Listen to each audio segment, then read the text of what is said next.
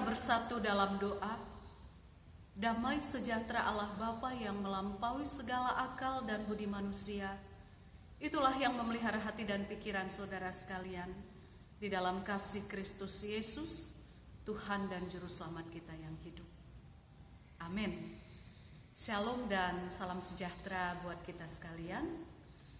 Jemaat yang dikasih Tuhan kita Yesus Kristus, di minggu yang ke-12 setelah Trinitatis, hari ini firman Tuhan yang menyapa kita dari kitab Ulangan pasal 18, dimulai dari ayat yang ke-9 sampai dengan ayat yang ke-14. Demikian firman Tuhan. Bertenung dan bernubuat. Apabila engkau sudah masuk ke negeri yang diberikan kepadamu oleh Tuhan Allahmu, maka janganlah engkau belajar berlaku sesuai dengan kekejian yang dilakukan bangsa-bangsa itu. Di antaramu janganlah didapati seorang pun yang mempersembahkan anaknya laki-laki atau anaknya perempuan sebagai korban dalam api, ataupun seorang yang menjadi petenung, seorang peramal, seorang penelaah, seorang penyihir, seorang pemantra, ataupun seorang yang bertanya kepada arwah atau kepada roh peramal, atau yang meminta petunjuk kepada orang-orang mati. Sebab setiap orang yang melakukan hal-hal ini adalah kekejian bagi Tuhan. Dan oleh karena kekejian-kekejian inilah Tuhan Allahmu menghalau mereka dari hadapanmu. Haruslah engkau hidup dengan tidak bercela di hadapan Tuhan Allahmu.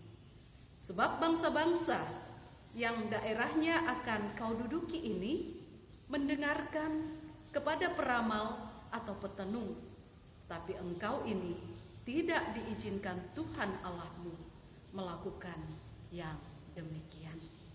Sampai sedemikian jauh pembacaan nas firman Tuhan. Jemaat yang terkasih, hari ini 30 Agustus tahun 2020, 56 tahun Gereja Kristen Protestan Indonesia GKPI telah diizinkan Tuhan untuk berdiri dan ambil bagian dalam misi Allah, Missio Dei, misi kegelapan.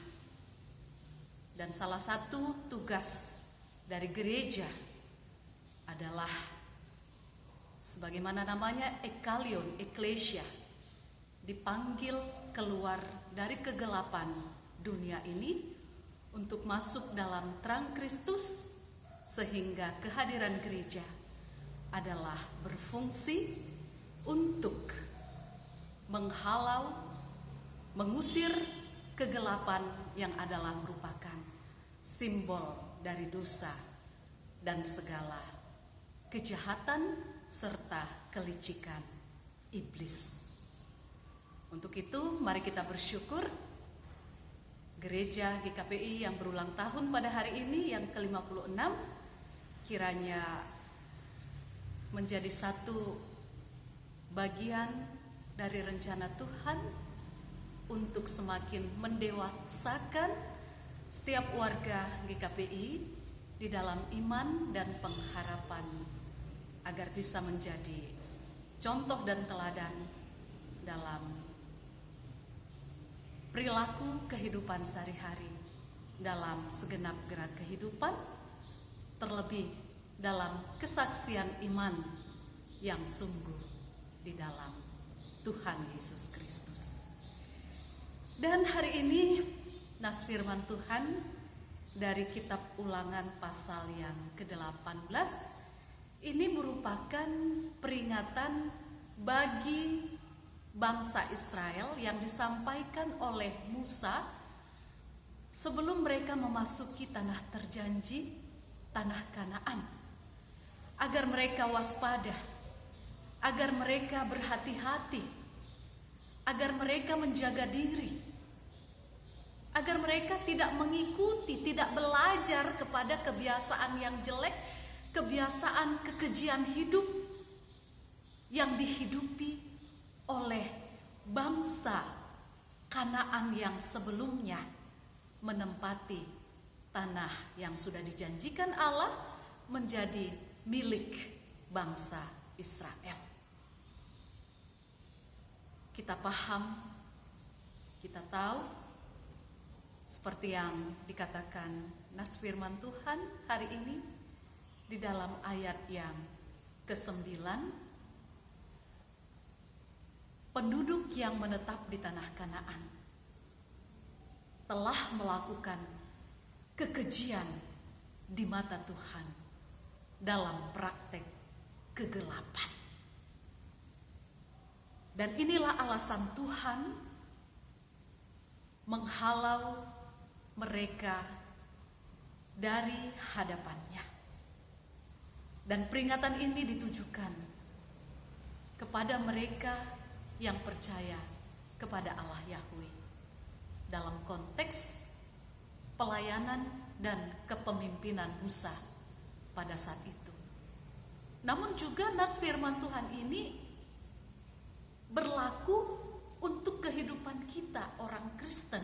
Di zaman kita sekarang, kita yang mengaku percaya kepada Allah di dalam Kristus Yesus Tuhan kita. Karena tidak bisa kita pungkiri, selalu ada kemungkinan pengaruh-pengaruh dari lingkungan sekitar, atau tanpa kita sadari masih banyak orang Kristen yang tidak sadar ada tradisi turun-temurun yang tetap dilakukan tanpa merasa berdosa, karena menganggap itu adalah bagian daripada budaya. Sehingga tanpa kita sadari ada banyak orang Kristen juga yang pengharapan hidupnya juga bergantung kepada kekuatan, kepada kuasa lain. Bahkan dikatakan masih ada keyakinan bahwa roh orang mati, orang yang sudah meninggal juga bisa dimintai pertolongannya untuk memberkati orang yang hidup, khususnya para keturunannya. Inilah yang mau diingatkan kepada kita, supaya kita orang Kristen tidak melawan firman Tuhan, tidak menentang peringatan Tuhan seperti yang disampaikannya kepada umat pilihannya Israel sebelum mereka menempati tanah yang dijanjikan oleh Tuhan Allah. Jelas dikatakan dalam Alkitab, melarang kekristenan melakukan kekejian semacam itu. Karena hanya Tuhanlah satu-satunya sumber kekuatan dan pertolongan, sumber berkat bagi orang yang percaya dan mengandalkan Tuhan. Meski kenyataan ironis, banyak orang Kristen mempercayai melakukan praktek okultisme sebagai tradisi turun-temurun. Ya, kalau saya waktu pelayanan di satu daerah, saat akan mendirikan rumah, pendeta dipanggil, lalu tuan rumah itu membawa air perasan jeruk purut dan telur ayam kampung untuk dipecahkan. Saat itu saya berontak, untuk apa ini? Kita kesini untuk berdoa. Saya hamba Tuhan. Saya tidak akan mau berdoa kalau saya tidak mengerti apa yang sedang dilakukan oleh tuan rumah saat ini. Lalu mereka menjelaskan bahwa ini adalah tradisi, ini adalah kebiasaan, tidak ada sangkut pautnya. Lalu saya mencoba untuk meminta hikmat saat itu juga, mengambil waktu sejenak Dan saya mohon Tuhan memberikan hikmat pengertian kepada mereka, agar apa yang mereka lakukan memang adalah murni satu kebiasaan, tanpa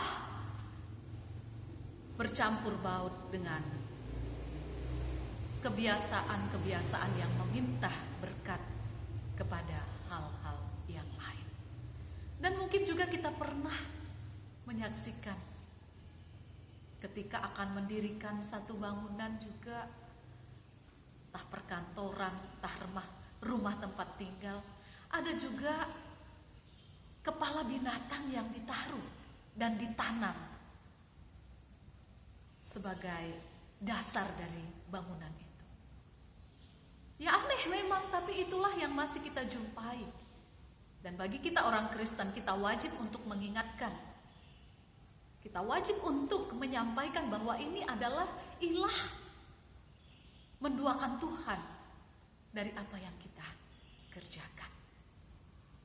Jemaat yang terkasih, tema dari firman Tuhan saat ini, menang atas kuasa kegelapan atau okultisme. Istilah okultisme berasal dari bahasa Latin yang mempunyai 4 arti. Yang pertama artinya dibalik.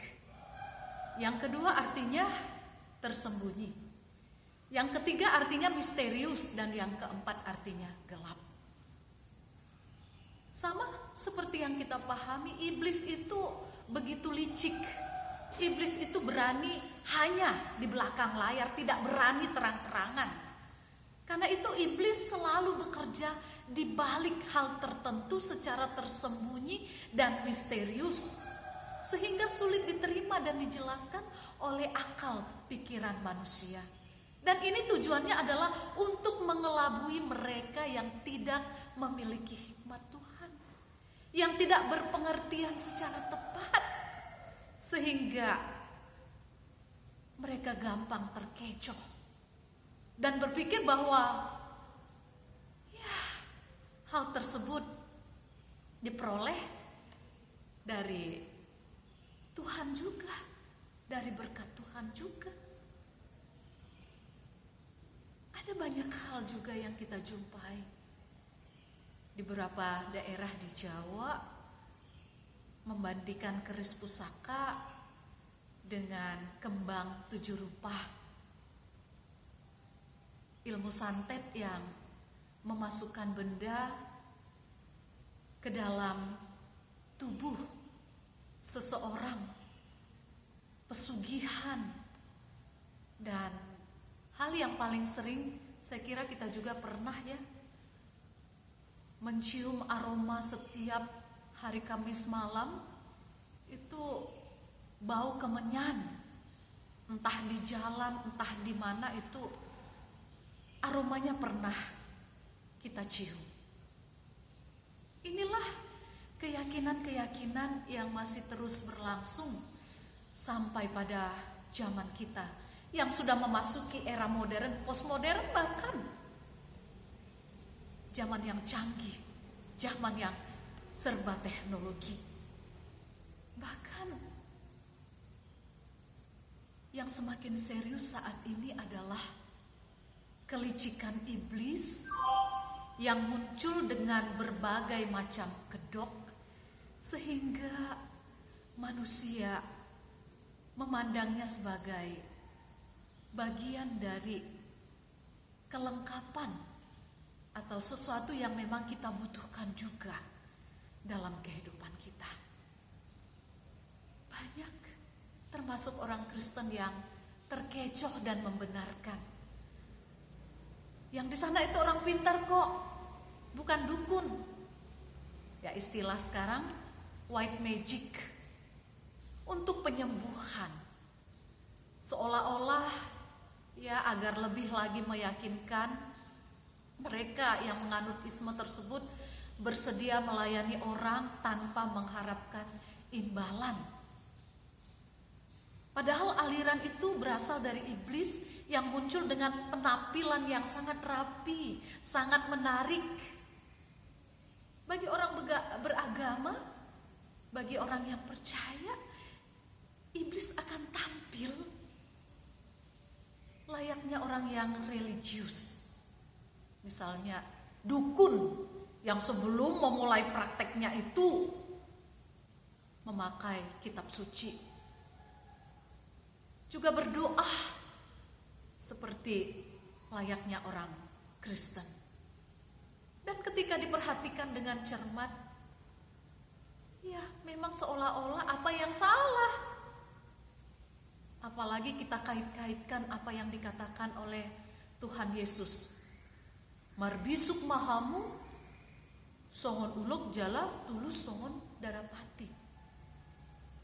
Ya, kita harus berhikmat, kita harus bisuk, tetapi bukan menjadi orang yang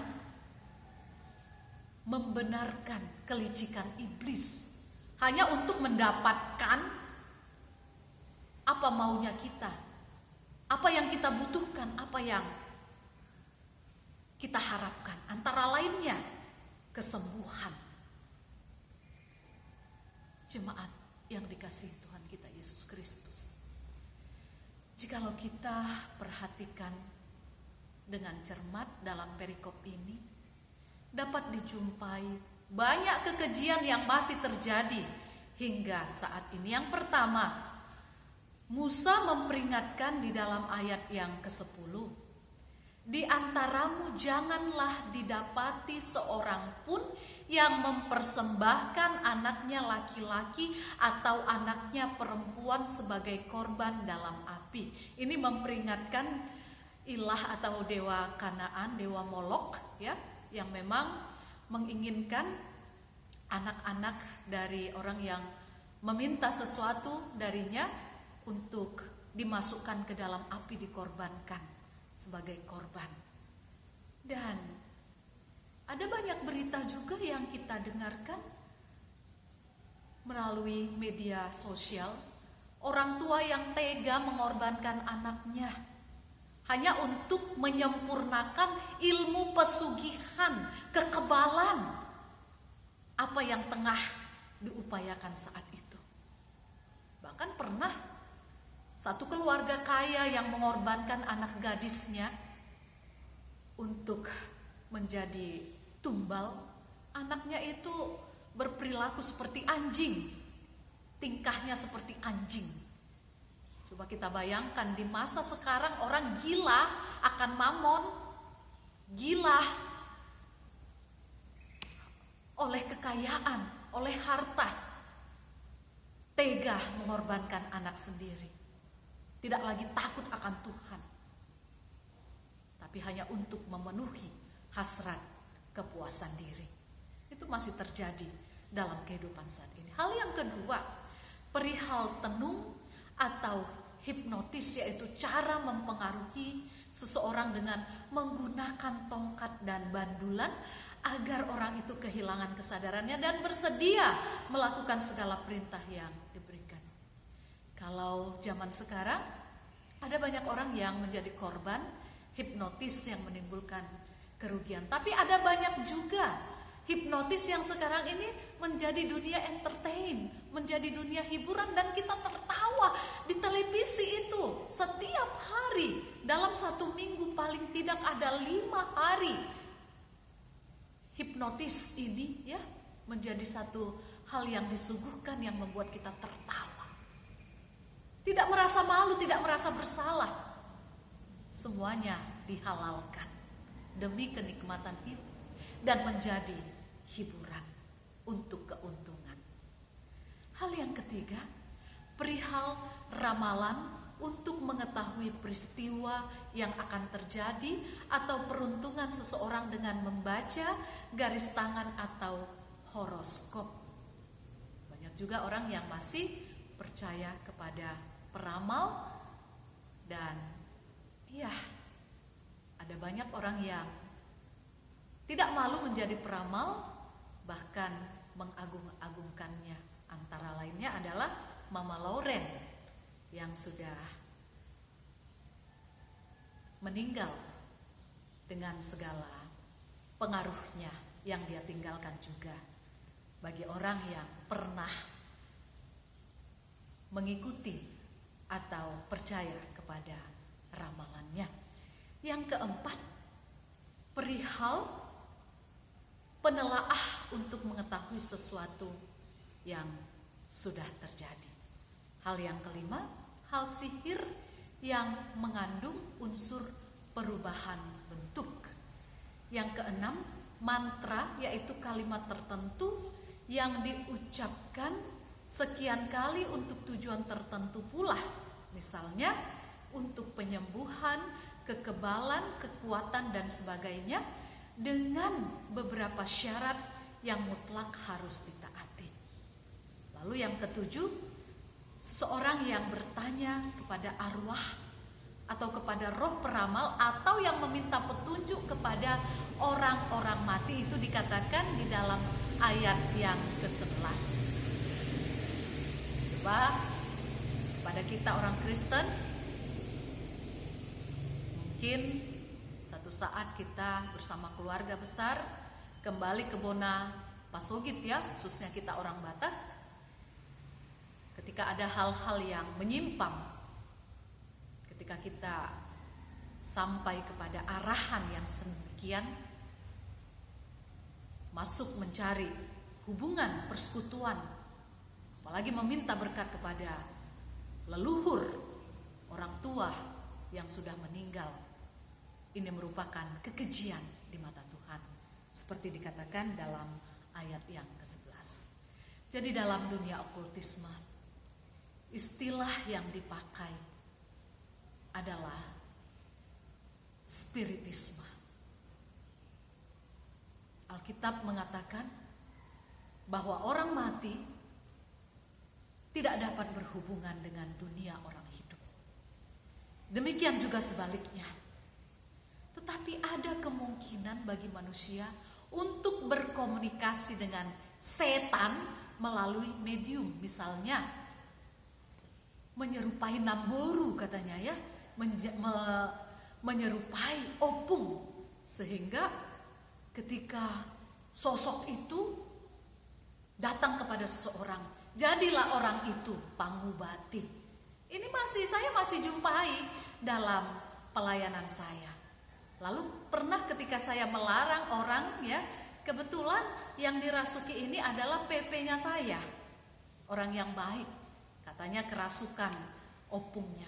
Lalu ada orang yang sudah dewasa, sudah marpahopu, mau datang ke sana untuk berobat. Lalu saya ingatkan keluarganya, lah dia itu anak-anak, dia itu PP saya, tidak mungkin dia bisa mengobati, karena saya tahu betul siapa dia cuma orang biasa. Lalu yang mau berobat tadi tetap berkeras di sana. Lalu kemudian yang mengaku sebagai orang yang bisa mengobati tadi, PP-nya saya itu tadi, mengatakan, tadi ke sini ada yang melarang ya, katanya. Lalu hal itu disampaikan kembali ketika mereka pulang berobat. Lalu saya katakan, itulah simbolis, itulah iblis, itulah setan yang memakai dia menjadi medium supaya disesatkan. Dan memang tidak berapa lama penyakit orang yang berobat tadi semakin parah dan tidak lama kemudian meninggal dunia. Alangkah naifnya ya, kalau kita harus meninggal karena sakit penyakit, kita yakini ada rencana Tuhan buat kita atau buat keluarga kita. Tetapi ketika kita harus meninggal dalam keyakinan kepada sesuatu yang lain di luar Allah di dalam Kristus, ini adalah merupakan kekejian bagi kita.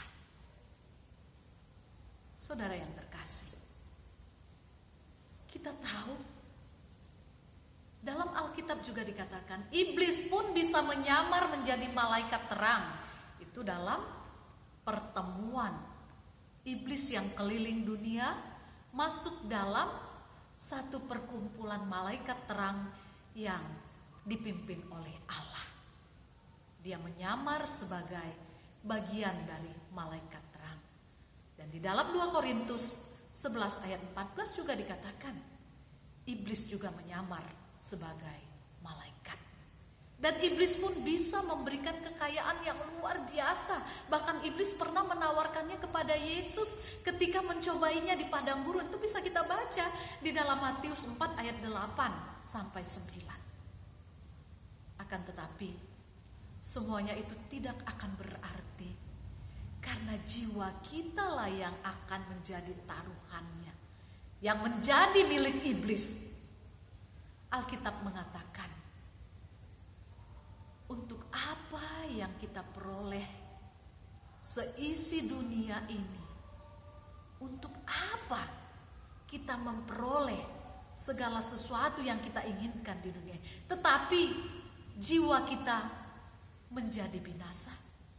Matius 16 ayat 26. Bagi kita anak-anak Tuhan, penyertaan dan perlindungan Tuhan sudah sangat cukup bagi kita. Tidak perlu ikut-ikutan orang duniawi yang meminta berkat kepada apalah yang dikatakan orang pintar, orang apa kek, meminta perlindungan untuk memperlengkapi, untuk membentengi diri, untuk minta wibawa dan lain sebagainya. Sebab hanya Tuhanlah Allah yang berkuasa atas segenap hidup kita. Tuhanlah Allah kita, tidak akan ada mantra yang mempan terhadap kita, tenung yang mempan terhadap kita.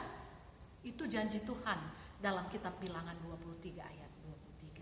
Selama kita setia mengiring Tuhan dan sepanjang kita tidak membuka celah bagi iblis untuk menyesatkan kehidupan kita. Sadarlah saudara yang terkasih, di era yang serba canggih saat ini, berhati-hatilah, waspadalah, bahwa iblis bisa mengecoh kita dengan menawarkan mamon, kekayaan dan kenikmatan hidup. Hanya satu hal yang bisa kita andalkan untuk membentengi kehidupan kita: iman, firman Tuhan, penyerahan diri, percaya dan mempercayakan diri sepenuhnya hanya pada kuasa dan kasih Allah